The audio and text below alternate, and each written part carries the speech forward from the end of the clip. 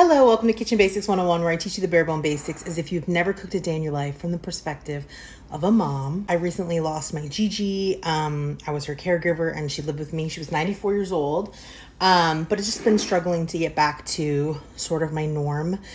Grief is weird. It hits you in like these waves where everything's fine and then all of a sudden something will remind you and it just sort of takes your breath away. Some of my followers here made a suggestion that we make a series to honor her, so we're doing that. I'm gonna make you one of her absolute favorites. She literally would ask me to make this almost every single week, and then she would eat so much of it she would get sick of it and say, don't make that corn casserole anymore. And then I wouldn't make it for like a week and she'd be like, are we never having corn casserole again?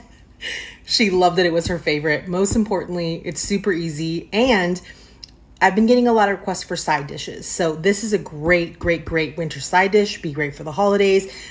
I made chili yesterday. I think it'll go great. Step one is you're gonna melt a stick of butter. If you use Kerrygold like I do, Kerrygold block is actually 2 sticks of butter, so half of a Kerrygold block. And you're gonna melt that in the microwave and you're gonna set it aside to cool because you don't want it to be too hot because you're gonna incorporate it into eggs. My big handy dandy mixing bowl. I don't know what I was saying. Whisking bowl? Mixing bowl. And we're gonna crack 2 eggs in here. Oh, I think I just shot myself some egg. Then we're gonna go wash our hands. I gotta go take a shower after this anyways, as soon as I get this in the oven, because I've been cleaning the house all day and I am dirty. But such is the life of a mom. Now I just tried to clean it and I made it worse. We're gonna whisk these 2 eggs. Just to give my butter a little bit more time to cool, I'm gonna open up the corn. So you're gonna do one, this one's dented. That's a little sus. You're gonna do 1 whole kernel corn and you're gonna do 1 cream corn. You're gonna drain the kernel corn. Don't drain the cream corn because you want the cream stuff in the cream corn. And we're just gonna whack these open. I don't know if all openers can do this, but I always open cans on the side like this. Because then when you pluck them off, the lid off, oh, I was gonna say it doesn't fall in, which it doesn't. I just dropped it. It doesn't fall in, and this is not sharp, and like this is not sharp. I mean, I don't want to rub my fingers, but it's not sharp. So that's how I always do it. I think this is cooled enough, hopefully. You're gonna slowly whisk the butter in. If your butter is too hot, working slowly will help temper your eggs so that you don't get scrambled eggs. We're not looking for scrambled eggs here. We're making casserole, right? You're just gonna whisk, keep it moving as you go.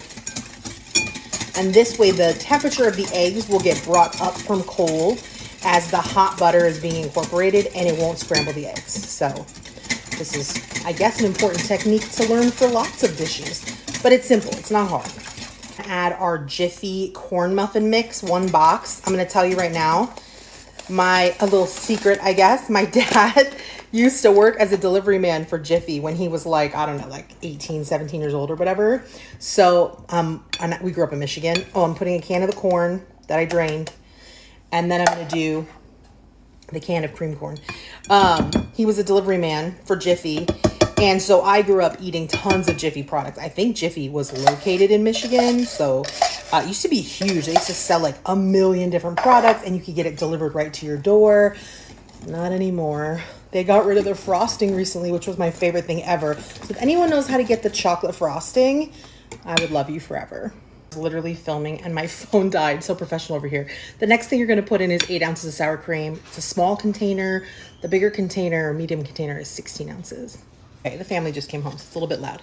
I always use a butter wrapper to butter my dishes. That's just how my grandma taught me to do it. And especially since we're doing tribute to her, that's how we do it. So when I take my butter out to melt it, I just saved the butter wrapper. And you just rub it all over, and it does a great job of buttering the dish. You can use one of those sprays, whatever. And I have a deeper dish that I usually make it in, but honestly, you can make it in any dish you want. This one's gonna give it a little bit more, probably crispiness because it's wider and slimmer. Sometimes I use like a fatter, smaller. Pop it into here.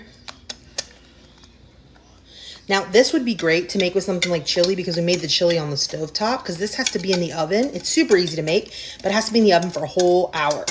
So it's not super conducive if you're making like something that's baked. Although, if you've pre-made something or you're having leftovers or steak or a roast chicken or something that has to come out and rest for a while, then this would work. Beautiful. 350-degree oven for an hour. And then I'll meet you back for the tasting. And I'll try not to eat the entire thing in one sitting. Like, Gigi would want like a huge chunk. I went and took a shower while it was in the oven. Look at this. I mean, oh, I wish you guys could smell it. It smells incredible. Like my little warmers. All right, well, you know we have to taste it. It's not cornbread, it's casserole. So in the center, it's like soft, okay? So you could scoop it out with a spoon. If you do it in a deeper dish, it's like has less of this like crust on it.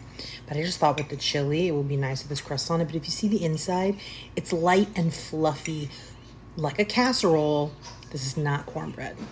What's great about a dish like this for the holidays or anytime is it does great at room temperature. You can't get everything piping hot out at the same moment when you're making 20 different dishes.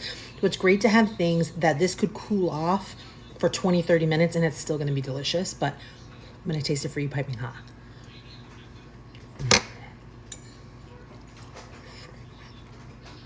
It never misses. It's savory with a hint of sweet. There's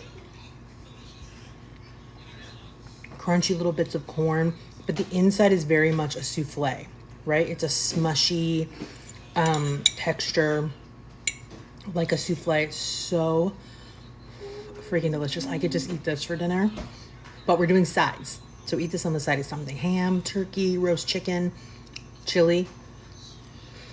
So good.